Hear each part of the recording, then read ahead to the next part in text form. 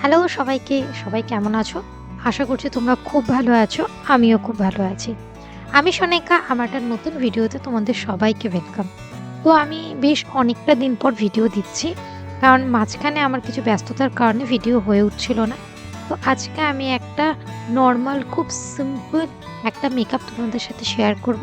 যেখানে আমি একটু ব্রাউন স্মোকি আইস ক্রিয়েট করেছি। তাহলে চলো আজকে আর দেরি না করে ভিডিওটা শুরু করা যাক।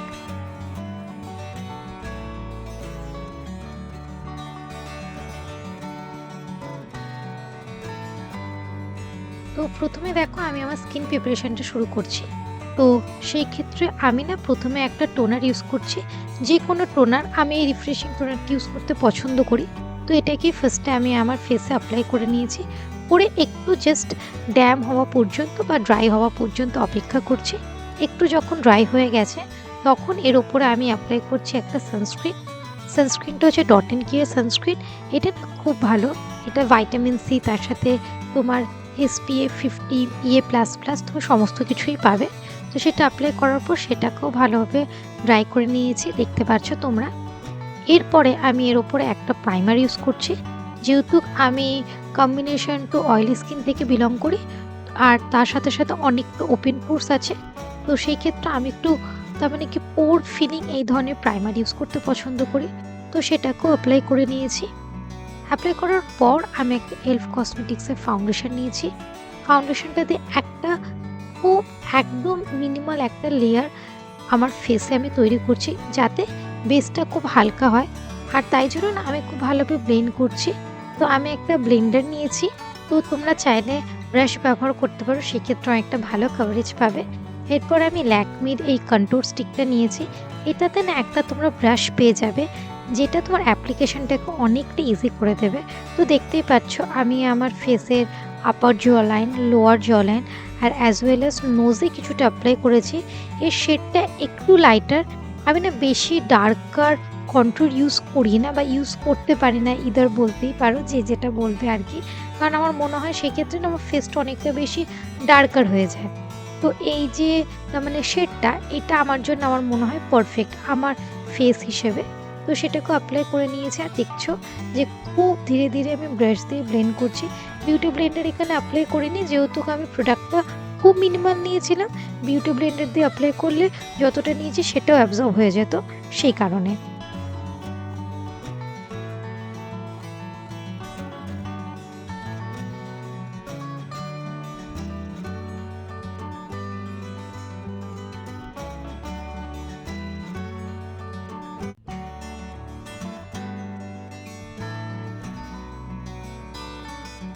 তো কন্ট্রোল অ্যাপ্লাই করার পর ফেসটা একটু এরকম লাগছিল, সেটা তোমাদের সাথে শেয়ার করে দিলাম।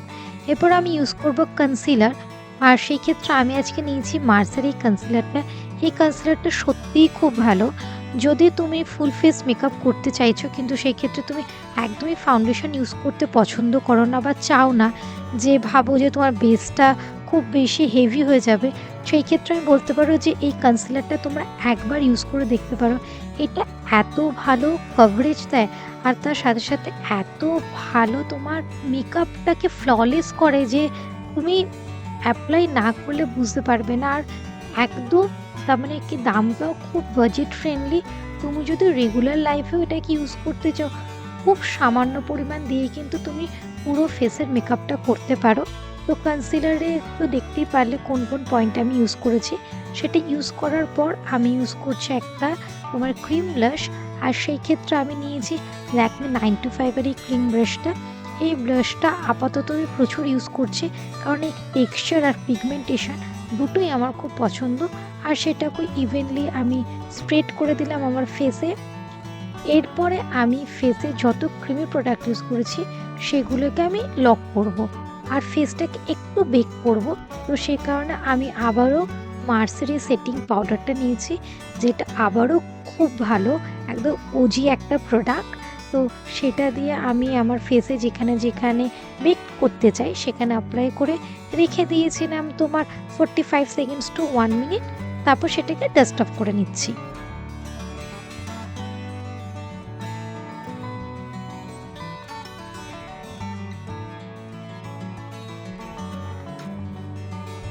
তো তো এবার সমস্ত কিছু ডাস্ট অফ করার পর একটা সেটিং স্প্রে ইউজ করছি, আর সেই ক্ষেত্রে প্যাকের এই সেটিং স্প্রেটা অ্যাপ্লাই করছি অল ওভার ফেসে। এরপরে একটু রেস্টিং দিয়ে দিয়েছি ফেসটাকে। তারপর আই মেকআপ শুরু করছি। আই মেকআপের জন্য আজকে হুডা বিউটির এই আইশ্যাডো প্যালেটটা নিয়েছি। প্রথমেই বলেছিলাম যে একটা ব্রাউনি লুক চাইছি, তো সেই ক্ষেত্রে প্রথমে একটা ট্রানজিশন কালারের জন্য একদম নিউড একটা কালার নিয়েছিলাম। কালারের নামগুলো না আমি স্ক্রিনে মেনশন করে দেবো, কারণ যখন আমি ক্যাপচার করছিলাম সমস্ত জিনিসটা আসেনি সেই ক্ষেত্রে। তো প্রথমে একটা নিউট্রাল কালার নিয়ে আমি পুরো আইলিডে অ্যাপ্লাই করেছি। তারপরে তার থেকে আরেকটু ডার্কার শেডস নিয়েছি নিউট্রালেরই। কেন আমার না মনে হয় যে নিউট্রাল শেডের পর যদি পুরো জাম্প করে যায় যে কালারটা অ্যাপ্লাই করছি, সেক্ষেত্রে আইলিডটা অনেক বেশি হোয়াইটিশ লাগে। সেই কারণে এটা আমার পার্সোনাল এক্সপিরিয়েন্স, আর আমি কিন্তু অ্যাজ লার্নার বলতে পারো, বা আমি নিজের লাইফস্টাইল তোমাদের সাথে শেয়ার করতে চাই সেই ক্ষেত্রে বলছি। একদমই মেকআপ আর্টিস্টদের সাথে আমাকে তুলনা করবে না। তো এরপরে দেখতেই পারছো যে আমি একটা ব্রাউন কালার অ্যাপ্লাই করেছি, খুব এই লাইটার যে ব্রাউন কালার হয় না সেইটা। এরপরে আউটার কর্নার দিয়ে ভেতরের দিকে একটু ডার্কার একটা ব্রাউন আমি ড্র্যাগ করে অ্যাপ্লাই করছি আমার আপার যে লিড যে সেকশনটা আছে সেটাতে, আর সেটাকে পুরোটা ভালোভাবে আমার চোখে ইভেনলি স্প্রেড করে দিচ্ছি যাতে কোনো রকম হার্শ লাইন না থাকে। এরপর না আইশ্যাডো প্যালেট থেকে না আমি একটা আইশ্যাডো নিয়েছিলাম, কিন্তু সেই আইশ্যাডোটা আমি আগে কখনো অ্যাপ্লাই করিনি। এটা টেক্সচারটা না একটু ক্রিমি ছিল, তো যেহেতু পাউডারি ফর্মের উপরে আমি ক্রিমি একটা টেক্সচার অ্যাপ্লাই করছিলাম, ওটা সামও খুব ভালো একটা ব্লেন্ড হচ্ছিল না। আর সেটাকে না আমি ওয়াইপ আউটও করতে চাইনি, কারণ তখন অনেকটা আমি আইশ্যাডোটা অ্যাপ্লাই করে ফেলেছিলাম, সেই কারণে তাই একটু টাইম নিয়ে ব্লেন্ড করছিলাম, হয়ে গেছিলো। লাস্টে যখন আমি কমপ্লিট করেছি আইশ্যাডোটা তখন হয়ে গেছিলো। আর আবারও আমি একদম ফার্স্টে যে ব্রাউন কালারটা নিয়েছিলাম সেই কালারটাকে দিয়ে পুরোটা আইশ্যাডোটাকে ভালোভাবে ব্লেন্ড করে দিয়েছি। তারপরে আমার ছোট্টবেলা থেকে এখনও অবধি ফেভারিট যে আইলাইনার, ল্যাকমি আইলাইনারটা, সেটা আমি অ্যাপ্লাই করে দিয়েছি। তোমরা চাইলে যে কোনো ওয়াটারপ্রুফ আইলাইনার ইউজ করতে পারো। এই টিপটা আমার খুব পছন্দ আর বেশ ভালো লাগে। আর সবসময়ের মতন আমি আমার নিচের ওয়াটার লাইন আর উপরের ওয়াটার লাইনে কালো রঙের একটা কাজল অ্যাপ্লাই করেছি। আমার না এটা খুব ভালো লাগে, আমার মনে হয় তাতে আমার আইশ্যাডোটা একটা কমপ্লিট হয়েছে সেই ক্ষেত্রে। তো আইব্রোটা সেট করে নিলাম আইব্রো জেল দিয়ে, ব্লু হেভেনের আইব্রো জেলটা দিয়ে। এটা তোমার খুব একটা ন্যাচারাল তোমার আইব্রো ফিনিশিং করে সেই ক্ষেত্রে। আর মাস্কারা অ্যাপ্লাই করে নিলাম, একটাই কোট অ্যাপ্লাই করেছি লরিয়ালের, এটা বেশ ভালো মাস্কারাটা, আই স্ল্যাশটাকে বেশ ভলিউম দেয়।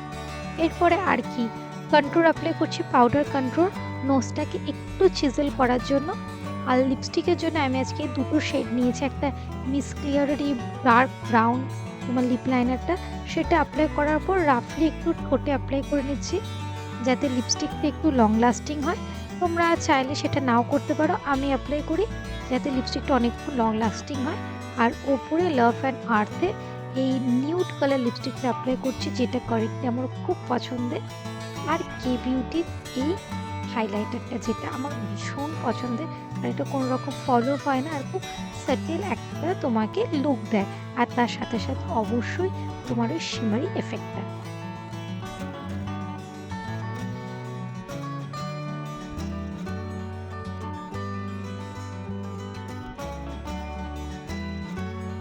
আর এটা আজকের ফাইনাল লুক। একটা আফগানি আমি নেকলেস এইটার সাথে অ্যাড করেছিলাম, কারণ আমার মনে হয়েছিল যে সালোয়ারটার সাথে খুব ভালো লাগবে। আমি সেরকম কোনো বড় ইয়াররিং পরিনি, চুলটা আজকে কিছুই করিনি, কারণ বিগত পুজোতে প্রচুর কিছু চুলের উপরে করার জন্য চুলটা বেশ ড্রাই হয়ে গেছে। তো চুলটা তাই এরকমই রয়েছে, একটু রোকা সোকা মনে হচ্ছে। কেন সেই সময় আমি শ্যাম্পু করার পর খুব একটা সিরাম অ্যাপ্লাই করিনি, তখন আমি করতে বসেছিলাম ভিডিওটা, আর ভিডিওটা যদি তখন না শেষ করতাম আর অনেকটা দেরি হয়ে যেত। তো সেই ক্ষেত্রে এটাই আজকে আমার ফাইনাল লুক। আশা করছি তোমাদের ভিডিওটা ভালো লেগেছে। যদি ভিডিওটা ভালো লেগে থাকে তাহলে একটা লাইক করে দিও, কমেন্ট করে জানিও যে তোমাদের কেমন লেগেছে। আর যদি বেশি ভালো লেগে থাকে তাহলে শেয়ার করো নিজের কাছের মানুষদের সাথে। প্রোডাক্টের সমস্ত লিঙ্ক তোমরা নিচে ডিসক্রিপশন বক্সে পেয়ে যাবে। তাহলে আজ চললাম, দেখা হবে খুবই জলদি একটা নতুন ভিডিও নিয়ে। ততক্ষণ তোমরা সবাই খুব ভালো থেকো, সুস্থ থেকো, and stay healthy, stay safe, stay positive. Okay, by.